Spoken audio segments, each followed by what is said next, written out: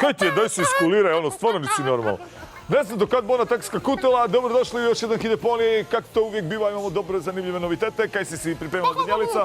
Evo imamo 30 dana za podijeliti, imamo Ivan Stapić, njegov Daj si doći s tim nazad, kam si ideš? njegov veliki hit, Odlaziš. Odlaziš?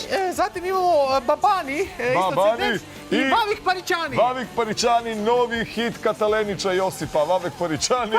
Prvi nam je na ljestvici Josip Katalenić, a odmah ga slijedi i Maja Šuput sa pjesmicom Babani, tak je. Ali imamo i novu nagradnu igricu, kak se zove Nemoj biti lik, čitaj i ti Vinodolski zakonik. To je do jaja igrica i svi morate dobiti ovu igricu. Samo nazovite naš brojček i budemo dali. Mi idemo odmah danas na prvo mjesto, nemamo vremena. Je tak, Danijela? Lana i odlaziš! Odlaziš! Ja znam da sutra odlaziš, iako već me ne voliš, obriši suze ove, srušio si zadnje moje snove. Krivi spot! Kaj se leži? Snimali ste?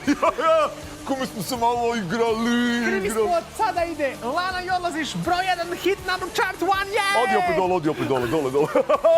Odlaziš, iako već me ne voliš, obriši suze ove, srušio si zadnje moje snove. Da li znaš da zauvijek mi pripadaš, jer ti si bio moje prvo svitanje u dvoje, nosit ću te ispod kože svoje.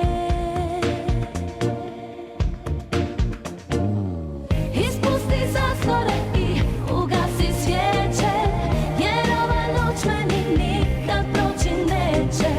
Zavedi me pogledom, rastopi me dodirom, učini noćas da zaplačem od sreće.